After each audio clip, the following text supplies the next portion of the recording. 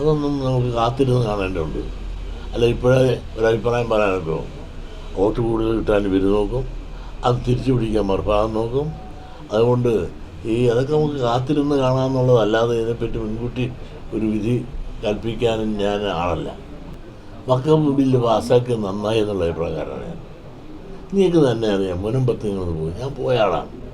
ഞാൻ 10 കൊല്ലങ്ങൾക്ക് മുമ്പ് മുനമ്പത്ത് പോയ ആളാണ്. ഇത്ര കൊല്ലമായി കൈവശം വെച്ചിട്ടിരിക്കുന്ന ഭൂമി അവിടെ എല്ലാ വിഭാഗക്കാരുമുണ്ട്. അത് ലത്തീൻകാർ കൂടുതലുണ്ട് എന്നുള്ളത് നേരെ തന്നെ. ഈഴവരുമുണ്ട്, ഗുരുമന്ദിരമുണ്ട്, ഞങ്ങളുടെ യൂണിയൻ ഓഫീസുണ്ട്. ഞാൻ എൻ്റെ ഉദ്ഘാടനം ചെയ്യാൻ പോയിട്ടുണ്ട്. കുറേ അധികം പാവപ്പെട്ടവർ മണ്ണ് കുത്തിയും എല്ലാം ഇറക്കിയും ഉണ്ടാക്കിയ ഒരു സ്ഥലമാണ്. ആ സ്ഥലത്ത് എത്രയോ കൊല്ലമായവർ താമസിക്കുന്നത്. അവിടെ തെങ്ങൊക്കെ കണ്ടാൽ എത്രയോ ചില്ലിത്തെങ്ങായിട്ട് നിൽക്കുകയാണ്.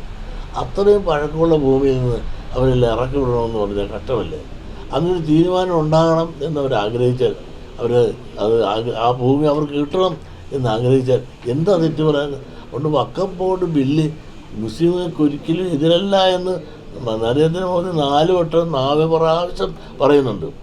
പക്ഷേ അത് ഒരു പാവപ്പെട്ട മുസ്ലിമിനും എതിരല്ല, ആർക്കും എതിരല്ല. കൈവശം ഇരിക്കുന്ന അവർക്ക് തുറന്ന് കിട്ടുക എന്നുള്ള അതിൽ വെച്ചുകൊണ്ട് വരുന്ന ഒരു നിയമം വന്നു എങ്കിൽ, ഞാൻ നിയമത്തെ പറ്റി പുള്ളി പഠിച്ചിട്ടില്ല, ഒന്നുകിൽ അത് നല്ലത് തന്നെയാണ്.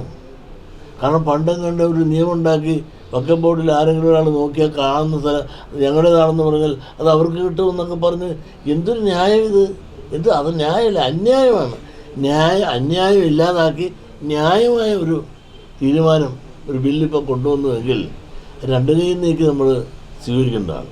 പക്ഷെ ഒരു കാര്യം മനസ്സിലായി, മുസ്ലിങ്ങളുടെ ശക്തി ഇന്ത്യയിൽ നിന്ന് മാത്രം ഉണ്ട് എന്ന് അവർക്ക് തെളിയിക്കാൻ സാധിച്ച ഒരവസരമാണ്.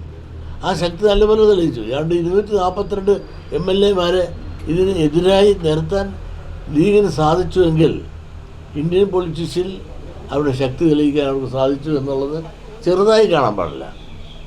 കേരളത്തിൽ തന്നെ നിങ്ങളൊന്ന് ആലോചിച്ച് നോക്ക്. പകൽ വന്നിവിടെ എല്ലാം ഈ പറഞ്ഞ വഖഫ് ബോർഡിനെതിരെ പ്രസംഗിച്ചിട്ടുള്ള ഈഡൻ ഉൾപ്പെടെയുള്ള പല ക്രിസ്ത്യൻ വിഭാഗങ്ങളും അവിടെ ചെന്നപ്പോൾ മറിച്ചോട്ട് നിൽക്കുകയല്ലേ. ഇതാണ് പൊളിറ്റിക്സ്. അതായത് വോട്ട് ബാങ്ക് രാഷ്ട്രീയം. നാളെ അവരുടെ വോട്ട് വേണം ഞങ്ങൾക്ക് എന്നുള്ള ഇത് കൊണ്ടും, അല്ലെങ്കിൽ അവരുടെ വോട്ട് നഷ്ടപ്പെട്ടു പോകുന്നുള്ള ഭയം കൊണ്ട് അവർ പറഞ്ഞതനുസരിച്ച് പോയി അവിടെ പോയി വോട്ട് ചെയ്ത് ഉള്ളുകൊണ്ട് ഇവിടെ വരുമ്പം അവർക്ക് കിട്ടണമെന്നുള്ള ആശമിച്ച് മനസ്സിൽ നിൽക്കുകയും ചെയ്തു. പക്ഷേ അവിടെ മനസ്സരിച്ച് ചെയ്യാൻ പൊളിറ്റിക്കൽ അനുസരിച്ച് സാധിക്കുന്നില്ല. കാരണം അവരുടെ വോട്ട് ബാങ്കായി നിൽക്കുന്ന മുസ്ലിം സമുദായത്തെ ഭയപ്പെടുന്നു. ഏറ്റവും പുതിയ വാർത്തകളും വിശേഷങ്ങളും വിരൽ തുമ്പിലറിയാൻ സീ മലയാളം ന്യൂസ് എല്ലാ ഡിജിറ്റൽ പ്ലാറ്റ്ഫോമുകളിലും ലഭ്യം.